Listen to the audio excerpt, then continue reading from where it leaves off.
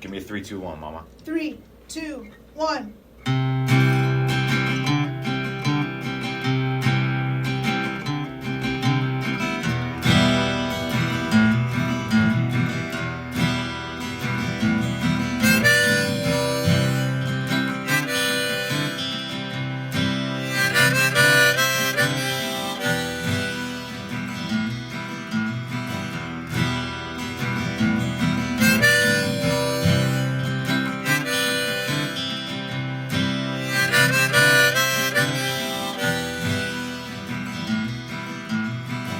You're listening to the Voices of Recovery podcast.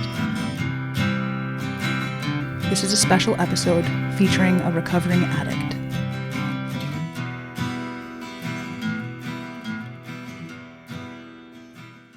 Hi, my name is Sophie Axe. I'm the host and producer of the Voices of Recovery podcast. I'm joined here today by Francisco. Hey, Francisco. Hi, Sophie. What's up, my friend? Thank you so much for doing the readings for the Just for Today and for the SPAD. We appreciate you being on the show. Absolutely, my pleasure. And you're being featured on our November series of dual diagnosis and recovery.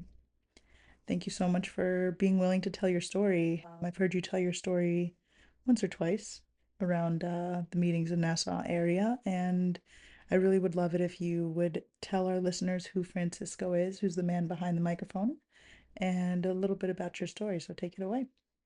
Sure. Well, hi, my name is Francisco. I'm a 43-year-old recovering addict. I didn't happen to just stumble into recovery. It took me many years to find it. A lot of years of suffering, a lot of years of confusion. I started using when I was about 13. I tried some drugs before, some inhalants, chemicals, things like that when I was younger. I used to sneak into my dad's garage. I was always a kid like looking for something. I always felt it's looking for a rush, looking for, I guess, dopamine. I would find out later because of my lack of it. I was always, things from fear, like from scaring myself, from smelling chemicals, from using drugs, from risky behavior. It was always to feel, in a sense. And first of all, it was functional. For a good number of those years, I was a functional liar and manipulator. I was really good at pretending that I was okay. The part of my personality is I'm a little gregarious, and naturally, I've always laughter and joking. That kind of I've always like that. I've always a class clown when I was a kid. I loved even the attention. Right? I just talk about using chemicals and things outside myself in order to feel good about myself, to feel complete. I always lacked self-esteem. I wasn't really, I don't blame my parents, at this point, doing the work. I was just a very sensitive child with an unstoppable imagination. In finding drugs, I was able to self-medicate. So it's kind of funny ending up on a dual diagnosis episode with you that, I never believed in mental health. I was one who was, so ego-driven, so self-centered that I believed, I just got a bad break. I caught a bad break, and this is the life that I was given. And you know what? I'm not going to play by society's rules. I'm not going to play by my parents' rules. I'm just going to do my own thing. And the best thing at that point that gave me the most pleasure was getting high. I preferred it more than sex, relationships. It was just kind of constant companion where it gave me a false sense of control, but I still believed it. I couldn't control a lot of things, and I was very fearful growing up, and I was very good at hiding it. Drugs gave me that illusion, and I love illusion. I love fantasy. I was diagnosed with ADHD when I was a child. They put me on Ritalin, and I remember I took the Ritalin, and this is before I was really abusing drugs. Like I already tried some drugs, and I was already with my friends at that time, using kind of socially.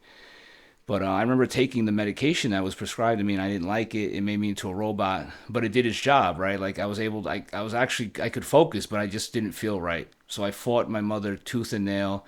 She brought me to a therapist as well, at the same time. And of course, she booked it for Friday nights at like 7:30. So all my friends are hanging out.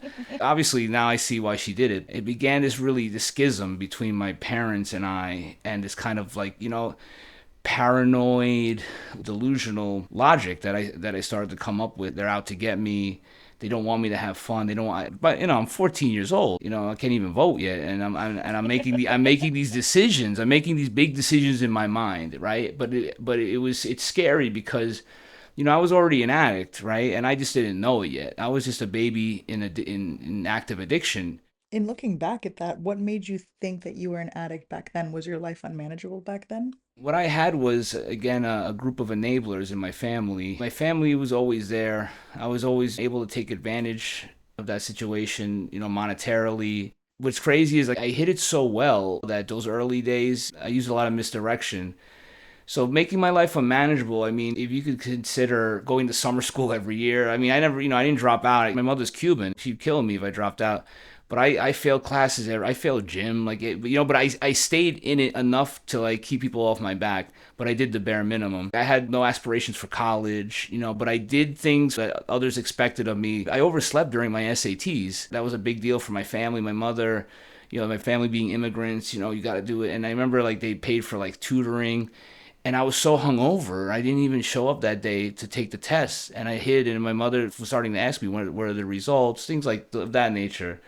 So it was unmanageable in the sense that like I was already going nowhere at a young age. And it wasn't until later when the first arrest happened for DWI at like 19 or 20. It was around right there, right? I was at that age, already driving, under the influence. That was the first, I guess, severe consequence where my immediate family saw that and they asked me what's going on. Being a master of fantasy and illusion, I was also a really good actor. Surprisingly, I wish I used it for good, right? The good of society, for entertaining. Coming to a theater near you. Exactly, Francisco. Francisco.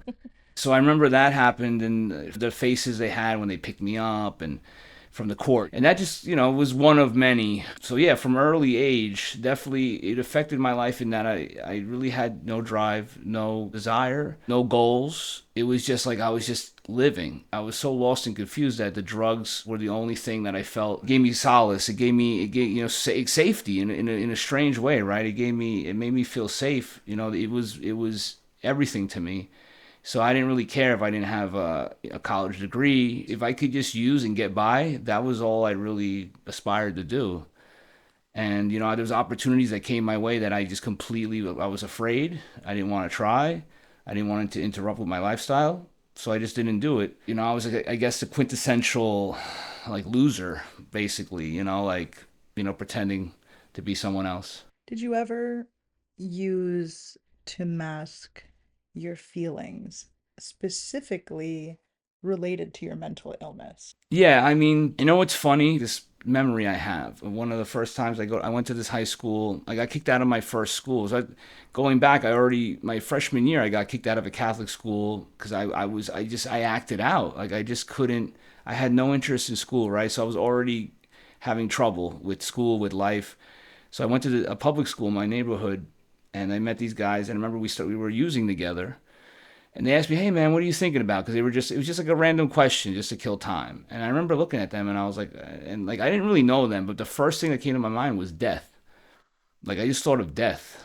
That was my answer. Like I wanted to sound cool, but that was it. Like I already thought, at a young age of death, and I didn't understand why. It was always like I'm afraid of going there. So using the drugs kept me from going there.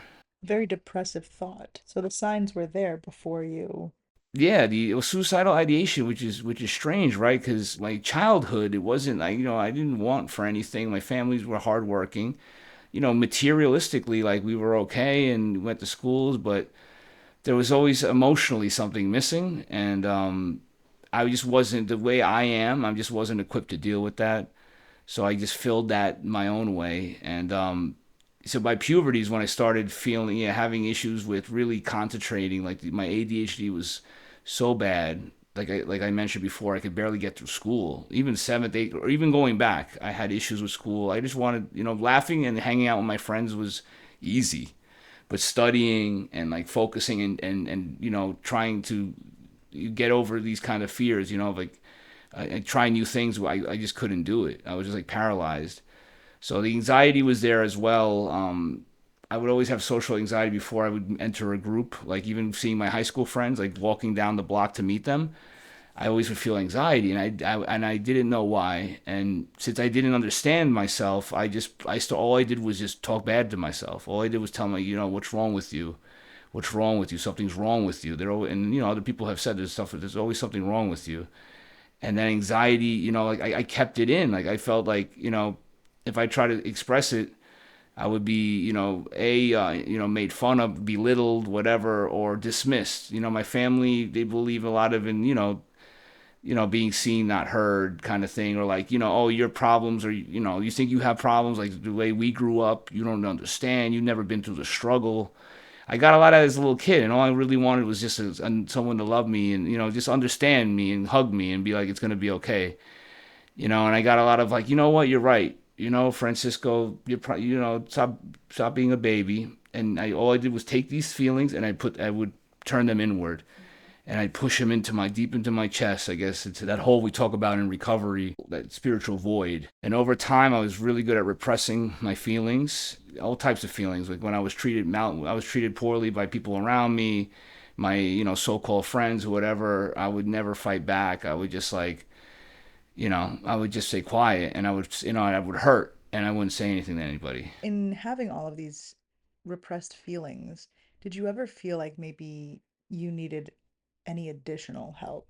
Yeah, oh, absolutely. I mean, at that time, no, my ego told me that, like, no, no one can ever understand you. Like the disease of addiction is a disease of perception. So, like, my perception was like, I'd rather die than people know that I need help, that I'm weak, that I'm less than.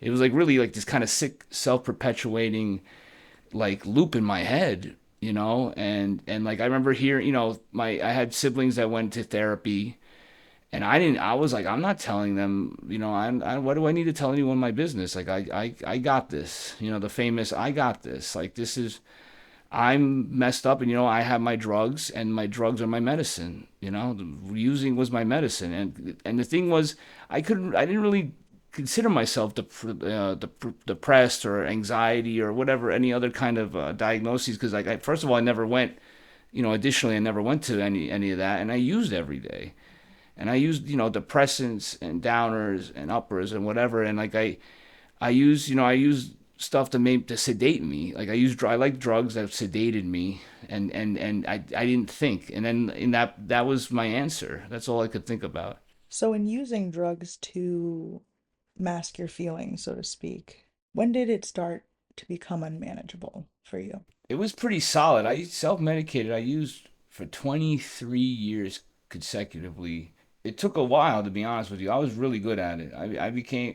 I had a system set up. My life revolved around using. So in essence, like the only time it ever became unmanageable was like when, especially with involving alcohol.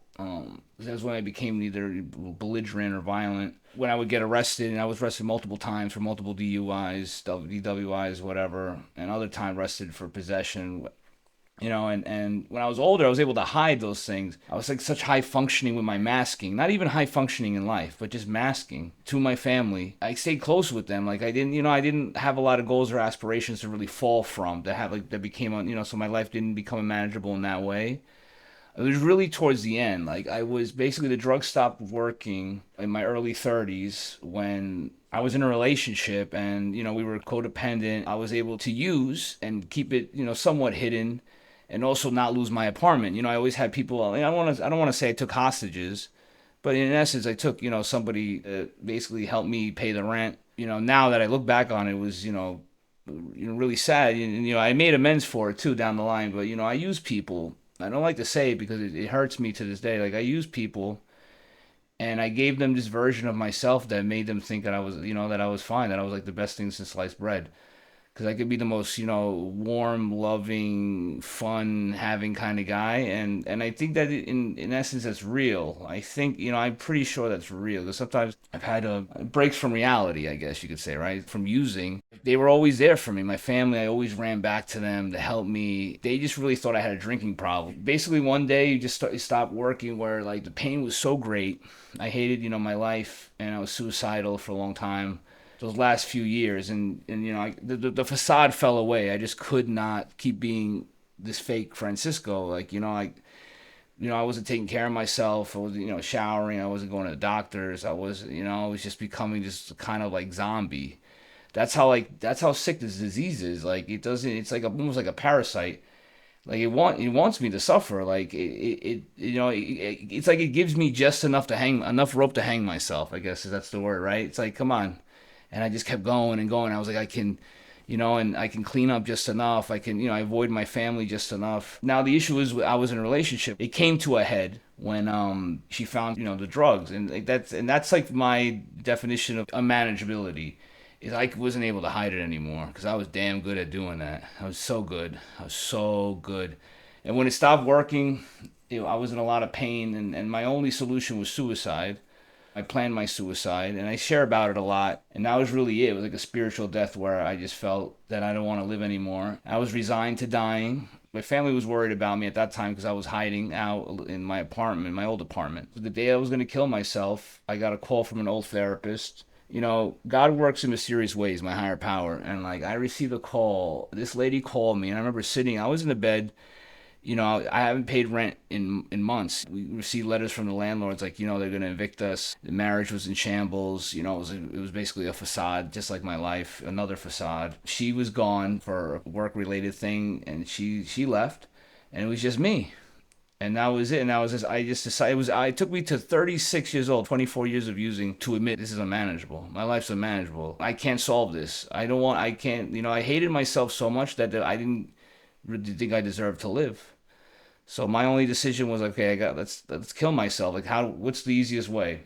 And I thought about jumping from my building. I lived in a 3-story walk up. And that day I was sitting there, right? I had no more money, no more stealing, no more lies. That's when I finally put down the sword. I just sat there and I was like, this is it. And this lady calls me and she's like, Francisco, what are you doing? And I'm like, yeah, I'm in my bedroom and I'm gonna go kill myself. I'm gonna die today. And then she's like, no, you're not. And it was just as simple as that, like just opening that door, just asking someone for help, because I didn't know any better. Like, I'm sitting here talking to you, and you know me only clean. You've never seen me use. It's hard to explain to people at home, whoever's listening, who's not an addict, the day and night. For me, it's like turning into a werewolf. Like, like I just, the moon's out. I just transform into a person who does not care for anyone else but himself. Do whatever I can to get along and pretend, but clean is just a different story. It's amazing to be clean. I'm so grateful. And that is what ended up getting you into recovery. Exactly. The spiritual death was what happened. She spoke to me, and I told her, I said, I don't know what to do. And that's all. And it's the thing that I dodged when I was younger, the mental health issues, the thoughts that I had, all that crazy stuff. The drugs did not subdue them anymore. The drugs did not help me anymore. I remember even using then and just being sick all the time. And I was like, I just wanted not to feel this, to feel as bad as I did, to feel the pain, to feel the desperation, to feel like the self-loathing that was like so deep. She was like, there's a way out. And I said, yeah. She's like, yeah. She's like, let me see your insurance card. We'll get you help. And now it was as simple as that. I spent years like just using more, changing drugs, changing, places, whatever. And I couldn't figure it out. The disease had me by the short hairs. I just didn't know what to do. Her helping me open my world to a world where, like, I love myself today. I care about my family. I try my best, and I accept my faults.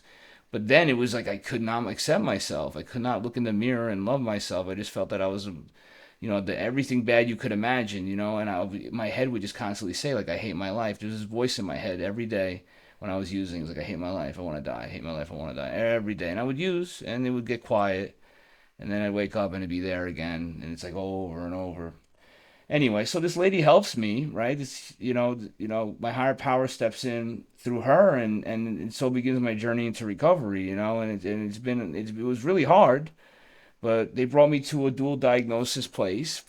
At first they diagnosed me with anxiety. They were like, okay, you have anxiety, and 'cause, me, I could be a pretty not high strung, but I can get energetic. I have energy, so I can get a little not manic. I guess I could say manic. It is a dual diagnosis episode after all, right? So I go there and they tell me that, but at that time it wasn't real. It was just that was it. And then when I got home, it was the depression. I was dealing with both staying clean those early days and like the depressive weight of like my feelings and like feeling my brain just completely blanketing me. And it was just like, like these dark thoughts were still there. And I was like, fuck, what's wrong with me? I just, so through my outpatient, I met with a psychiatrist. They diagnosed me with depression, major depression disorder or whatever. Like it is very general, like it wasn't like bipolar or anything like that. Like it was just like that was it. And then, I started a medication that actually the first few weeks I was on it, it was like I was, crazy suicidal, and they told me that you felt that way. And this is for people at home. Like I didn't listen, and it was very dangerous. It was very dangerous. For early days. I felt insane. And then one day I woke up and I felt like level. That was it. I gave it a shot. Like that's what recovery like really taught me, to be open minded. Like listen, if it doesn't work for me, it doesn't work for me, But this medication that they put me on, it just my lows weren't so low where like listen, I get depressed today still, right? I can still I get it affects me, the depression, the anxiety I've gotten a lot better with, and I'm not on medication for that anymore. I was on something earlier, but with the depression, it was like it's a twofold solution for me. One, medication because of my brain, my brain chemistry, right? And the second one being like I have to build tools, I have to build behavioral safeguards. And that's what worked for me, and that's why like if people know me, they say, Francisco, you get depressed, you're always smiling, right? You're like a positive dude. Yeah, but I mastered that. Was like it's something I mastered since I was a child. I'm very wary of the masks. That's what I was a lot of my life, wearing masks. And in recovery, they teach you, to love yourself, to put down the masks. The problem is my disease is ever present, inside me. It feels like a weighted blanket on me. But like it's almost like I trick myself today. So, like I said, I was talking before about the behavioral things, the things that I learned. It's like I trick myself into functioning in the sense that like, I'm not going to miss work. Like sometimes I wake up and I know, and it's like I get myself out of bed. It's like in spite of it, I get up and I function. I get up, even though I don't want to go to work. I don't want to do this. I go and I do it. And that was the thing recovery really taught me. Basically in recovery, they say do the opposite, right? Everything you don't want to do, you do it. Right? You want to, you want to get high, you don't get high, right? The first one, right? It's about not getting high, not picking up the first one. Then it's like you gotta take care of yourself, self care, clean up, and being good to yourself, and doing these things that you don't want to do.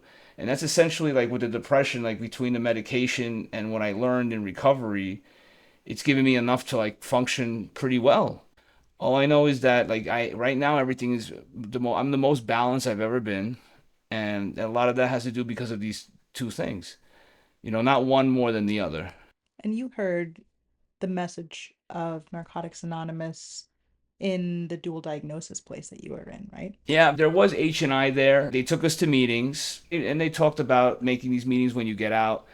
I was so, what it is like having the drugs removed from me was like removing my skin. That's how much I believed I needed it to survive, like my feelings, which is crazy to think about now, but that's where I ended up with that. That's the logic I had. Really from the rooms, when I got back from treatment, they said, listen, you have a better shot if you make a meeting. And I listened to them, and I'm sitting here with you, still clean, with over 6 years, over 8 months clean. I've never been clean before, and I've never really been happy in my own skin before. But I sit here before you with all those things, and it's fucking awesome. It's really the dark thoughts that were ever present through the years, and not knowing how to deal with them. I took everything so seriously. I took everything literally that I ever thought. First, doing the 12 steps and unburdening myself of all these my sick thinking. Like it's like the chicken or the egg. What's the disease or the depression, the mental illness? We learned that addiction is a mental illness. So that in accepting my issues, it gave me almost like a greater sense of power over it. To do something, to find solutions, to not be a victim of my circumstances. And I gained this confidence. Like, you know what? I got this issue. I got that issue. But I deserved to be happy just like everybody else. And, and being around these people, having the support especially people who can listen. I never asked for help with my depression when I was younger because I thought people would commit me. Like I just some of the stuff, some of the things that I thought, I just was like, I would turn it into fiction or writing or whatever. Like, I would think some really rando, crazy stuff, and then like I was just afraid that the people were gonna they put me away, and I was like, that's not what I wanted. So I just pretend again, you put a mask on, take one off, put the other mask on, and function, smile, dance for the kids, that kind of thing, and that's what I did. But now the level of peace I've had through recovery, through Narcotics Anonymous is the fellowship that I joined. The other fellowship was the one that I was exposed to at first, but I was ready. Like, trust me, I got my ass beat. In a way, I'm lucky that that brought me to recovery because what are my choices? The choice is similar to what when I was dope sick and a lady called me. It's the same. That's basically what I still have today. It's sad to think. For me to use is to die. For me to use is to give up hope and fade away and go wherever my disease will take me, which is usually pain. It wants me to suffer. I believe that. And I don't want to suffer today. So I came in with big ears and a little mouth, which is, I know, hard to believe because, I like to talk, but that's how I came in. And that's how I know, and I was able, I just let other people guide me. I put my hands out. I said, like, listen, I've never been clean. I'm 36. I have nothing, no money, only debt. Help me. I don't know what to do. I remember the clothes I had, old clothes. I was in meetings and I used to see people dressed up all nice and, people dressed like modern and stuff. I used to have old, I used to just wear whatever because I had no money all the time. And that was like a motivator. It was just the people. The people were, good, open, honest people. And that's what really kind of brought me in. And they took me under their wing. And the cool thing about recovery is that there's people just like you in it. Whatever diagnosis you may have or whatever you've been through, there's people that are there and they're living and they're clean. So they're dealing with their diagnoses, they're dealing with the disease of addiction, families, and I know some, and they inspire me. If they hear this, they inspire me because they have a lot on their plate and they're still clean no matter what. And we can go to a meeting and we can talk about these feelings and these thoughts without being committed. At least in my case, I'm able, I used to, when I was new, I shared everything, and people thought I was a little cuckoo, and like I was, eccentric, but I shared whatever to save my ass. You And have to. you have to. That's part of that's recovery. Doing that gave me self-esteem, and then when I gained that self-esteem of like, it's okay for me to be me, as sick as I am or not. Like I'm okay. I'll be all right. If I do what I need to do to keep my mind right, I will be right. I just need not to get high today, and I got a shot. So tell me a little bit about your life in recovery and having commitments and having a home group. What is that like for you? Well, it's everything. The joy these things have brought me, the joy that came back, like the evidence that was presented to me. Service is a big part of it. I got there and they gave me a service commitment right away. They didn't care if I bitched about it. I was, the greeter at my first home group. I fought the sponsor thing because of it, ego and me being uncomfortable talking to other men that I didn't know. Again, I did it like we were speaking about earlier, doing what you have to do, what you don't want to do. The same with my mental illness, being able to unburden myself through the steps with a sponsor, learning to trust people again, doing a fourth and fifth step. I got it. That helped me get what we're doing in recovery. Like after doing that with my old sponsor, it was like a light bulb went off, and I was like, I'm okay. I didn't blow up. I did my fourth and fifth step. I didn't get reported. I didn't blow up. I didn't die. And little by little, I started to feel happy, joyous, and free. At different intervals of my life and new experiences. And as far as recovery goes, today, I'll give you a little secret from Francisco to our lovely host. You got to make meetings, right? First of all, you make meetings. For me, I'm so scared of using and so scared of going back to my old life and the way I was. I'm going to make meetings. Even if I'm tired, even if I don't want to, I go to meetings. And I made meetings every day. I know early on I didn't have a job. I didn't work, early on. So I was lucky. But then I got a job and and relationships, all that stuff. And I still went to meetings as often as I could to get a good foundation. I found a sponsor. I started doing steps. I took a service commitment. And, I made friends. I made friends who are, to support me in being clean. A lot of people have issues with this. It's a higher power. The way we explain a higher power is that it's just got to be loving and greater than you.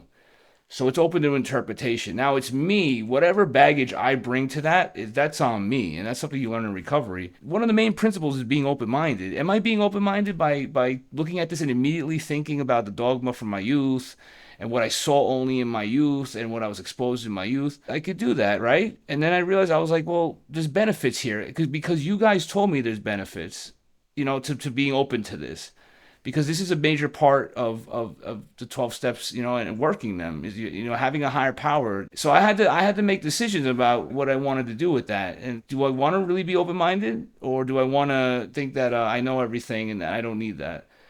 Recovery taught me to be open-minded. So I was like, okay, let me give this a shot. And I went through the motions with that until I finally found my own, spirituality. As this is a spiritual program, not religious. I found that I was touched by that, and then eventually I grew it myself. It's a system that I believe in that gives me peace, gives me courage whenever I need it, and gives me, solace that no matter what happens, I'm going to be okay. And that took, years to develop. That's not something I just, oh yeah, I have a higher power now. No, that takes work, and like anything in recovery takes work, step work. Showing up, being there for others, helping, a 12 step, showing up and helping others in need, and other addicts who are, on the verge, or using, the help, be to support them. It's taken both medication and, spirituality to get me to where I'm at. So there's other avenues I would like to explore too, but this works for me now, and I never get too low, and I still can get a little high, but and I'm not talking about drugs. I'm talking about, get up, if you know what I mean. Mood Yeah, wise. mood wise I can get, manic, but my depressive lows are not the same where it was used to be crippling, crippled fear, like real, and they would last a long time. It was just like it's just like I trick myself and I get through those episodes. Being clean helps, I'm sure. Absolutely. I mean, listen, I used to drink. I used to, drink depressants. If you're feeling depressed, you take depressants on top of it. Like you Oh have no yeah. chance. It's like a steroid Oh for your yeah. It's like steroids for your disease, or like spinach for Popeye. It need, like you need, like that's the fuel that the drugs give. The drugs feed all the worst parts of me. When I'm using them, all the worst. I'm the worst version I could ever be. And then I got clean and I gave myself a chance. Like not getting high just gave me a chance at a better life, and I'm living it. I'm living proof here. I never, I never hurt myself in that way, and I haven't gotten high in almost 7 years. And that's not a random thing. Like I'm a member of this fellowship, right? And that's all I do. That keeps me clean. I do that, and it extends out into other areas of my life. And it's just something I take seriously. So it's like, to recap, it's a lifestyle, the acceptance of it, right? And our first step is about surrendering, it's about acceptance. And then two is about believing in something to help you, like help belief. I can believe I can change, I can get better. And three is like taking the action to do it, right? That's what I'm doing.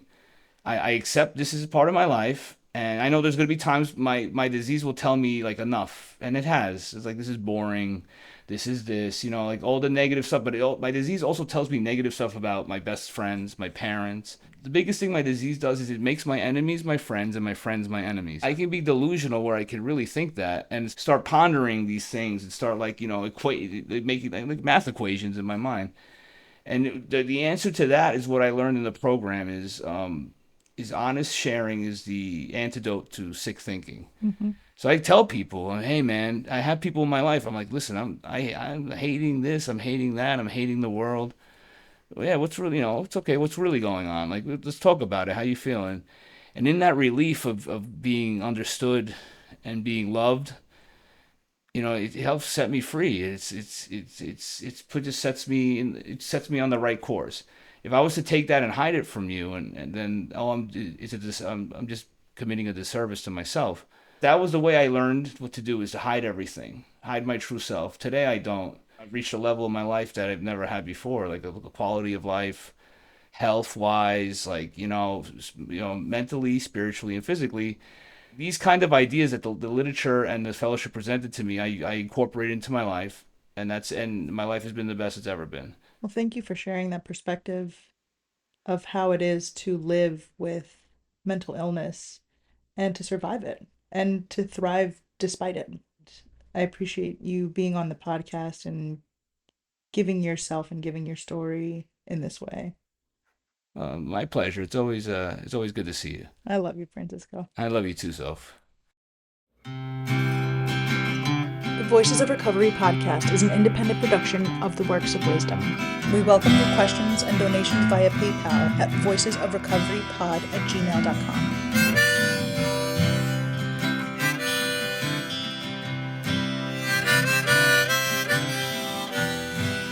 This podcast is an independent production and is not affiliated with, associated with, authorized by, endorsed by, or in any way officially connected with Narcotics Anonymous or any of its subsidiaries or affiliates. While NA literature may be read during episodes for the purpose of supporting recovery, such use does not constitute an official endorsement or representation by Narcotics Anonymous. In accordance with NA tradition, the NA name is not to be used to endorse or be affiliated with any outside enterprise, and no such endorsement or affiliation is implied.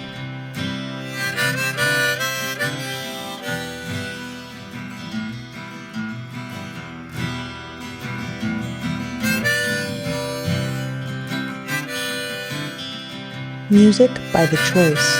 Lead guitar, Adam C. Backup guitar, Francisco. Harmonica, Sophie X. Thanks for listening to the Voices of Recovery podcast.